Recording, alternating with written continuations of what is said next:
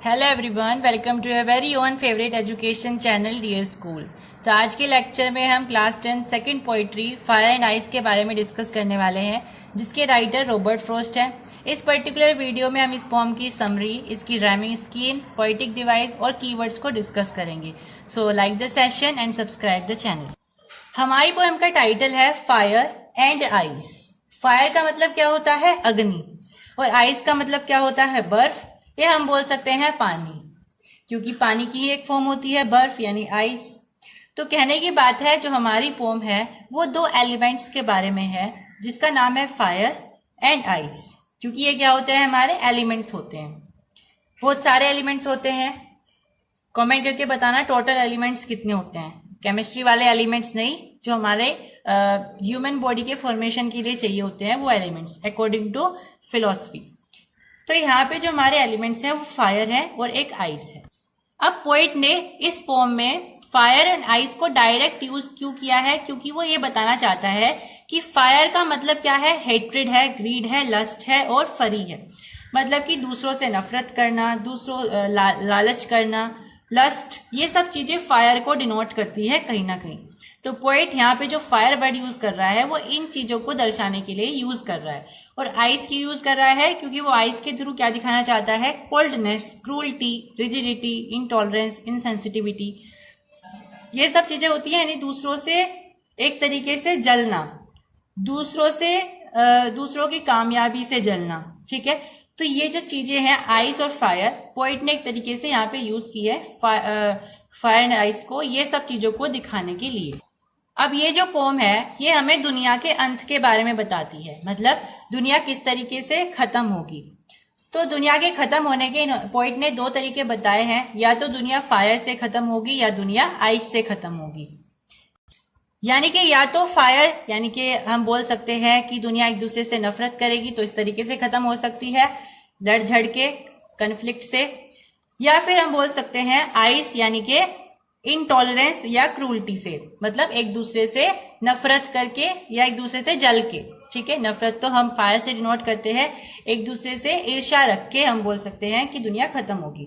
तो पोइट ने बताया है या तो दुनिया फायर से खत्म होगी या आइस से खत्म होगी। अब पोइट का ऐसा कहने का मतलब, या तो दुनिया एक दूसरे से झगड़ के खत्म होगी या फिर एक दूसरे से ईर्ष्या करके खत्म होगी।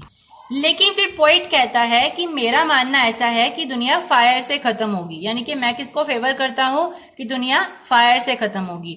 मतलब एक दूसरे से लोग नफरत कर रहे हैं, झगड़ रहे हैं, तो दुनिया उससे खत्म होने के चांसेस ज्यादा हैं। फिर वो पोइट कहता है कि फायर भी इतनी पावरफुल है और आइस भी इतनी पावरफुल है, तो हो सकता है दुनिया को अगर 2 बार एंड होना पड़ा, दुनिया को अगर 2 बार खत्म होना पड़ा, तो दुनिया एक एक करके फायर से और आइस दोनों से खत्म हो जाएगी, क्योंकि दोनों ही क्या है? पावरफुल है। यहाँ पे पावरफुल होने का मतलब क्या है कि दुनिया में बहुत ज्यादा नफरत और एक दूसरे से ईर्ष्या दोनों ही बहुत ज्यादा बढ़ रही है, इतनी ज्यादा बढ़ रही है कि दोनों ही पावरफुल हैं। तो दुनिया को अगर 2 बार खत्म होना पड़ा तो फायर और आइस दोनों से एक एक करके खत्म हो जाएगी। तो ये जो पोम है वो एक तरीके से अल्टीमेटम की तरह है, यानी चेतावनी की तरह है। इसमें बताया जा रहा है कि दुनिया को बताया जा रहा है पोइट के द्वारा कि हमारी दुनिया में यहाँ पे बहुत ज्यादा नफरत है, ईर्ष्या है और बहुत ज्यादा बढ़ती जा रही है। अगर हमने इस पे कंट्रोल नहीं किया तो हमारी दुनिया बहुत जल्दी खत्म हो जाएगी। यानी हम ये बोलते हैं कि दुनिया को सूरज से खत्म हो जाएगी, जब सूरज खत्म हो जाएगा, या बाढ़ आ जाएगी, फ्लड आ जाएगी। ठीक है, बोला जाता है ना, थ्योरी है कि सूरज की जब जो सन है उसकी एज कंप्लीट हो जाएगी तो हमारी पृथ्वी भी खत्म हो जाएगी। और एक दूसरी थ्योरी बताई जाती है कि जब सारे के सारे ग्लेशियर पिघल जाएंगे तो पानी पानी हो जाएगा सारे में, तो इस तरीके से दुनिया खत्म हो जाएगी। तो पोइट बताते हैं कि इन सब को छोड़ दो, दुनिया इन सब से पहले तो ईर्ष्या से और नफरत से खत्म हो जाएगी। ठीक है, तो पोइट ये बताने की कोशिश कर रहा है कि हमें अपनी नफरत और अपनी ईर्ष्या इन दोनों पर कंट्रोल करना है, इनको खत्म करना है, क्योंकि ये जो दोनों एलिमेंट्स हैं ये दुनिया को खत्म करने के लिए एक तरीके से इनिशिएटिव है। अगर बात करें पोएम की राइमिंग स्कीम की, तो फर्स्ट स्टैंजा में जो राइमिंग स्कीम यूज हुई है वो है A B A A. Second stanza की बात करें तो राइमिंग स्कीम है B C B C B. Okay, difficult word इस फॉर्म में है नहीं, 2 ही वर्ड है, पैरिश और ट्वाइस। ट्वाइस का मतलब आप सब जानते हैं 2 टाइम्स।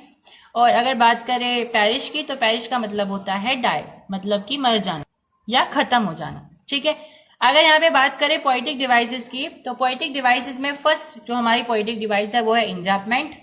मैंने आपको पिछले लेक्चर में भी बताया था, इंजर्बमेंट का मतलब होता है जब बिना रुके, बिना फुल स्टॉप के लगातार हम अपनी पोएम को लिखते जाते हैं बिना किसी स्टॉप के, उसे बोलते हैं इंजर्बमेंट। पर्सनिफिकेशन का मतलब है किसी चीज को डिनोट करना किसी चीज से, मतलब जो यहाँ पे फायर है उसको हम कैसे डिनोट कर रहे हैं, हेटरेड से डिनोट कर रहे हैं। आइस है उसको कैसे डिनोट कर रहे हैं, कोल्डनेस से डिनोट कर रहे हैं। तो ये हमने क्या किया है, एक दूसरे को पर्सनिफाई किया है।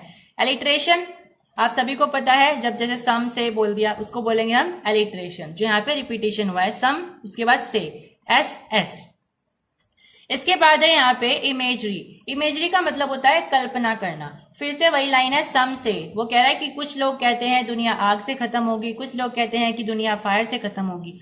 तो यहाँ पे उसने ये नहीं बताया कि कौन लोग कहते हैं, भाई ऐसा तो कोई भी बोल सकता है। तो उन्होंने ये इमेजिनेशन करी है, कल्पना करी है कि कुछ लोग कहते हैं, कुछ लोग ये कहते हैं। ऐसा उनके पास कोई प्रूफ नहीं है कि किसने कहा।